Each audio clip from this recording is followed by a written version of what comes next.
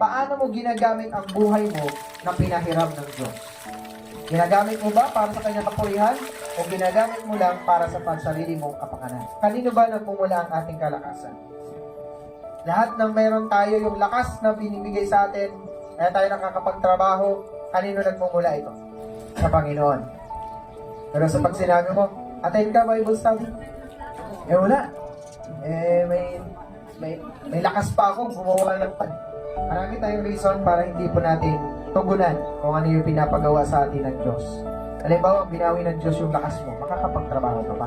Pero ilang oras lang hinihingi ng Panginoon, di mo pa naibigay.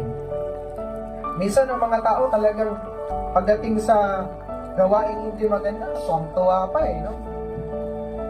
Dapat kinakatakutan po natin ang Diyos. Sabi niya, magbasa ka ng Bible, manalangin ka. Umattend ka ng Bible study. Makinig ka ng kanyang salita. Ang Diyos, nandyan lang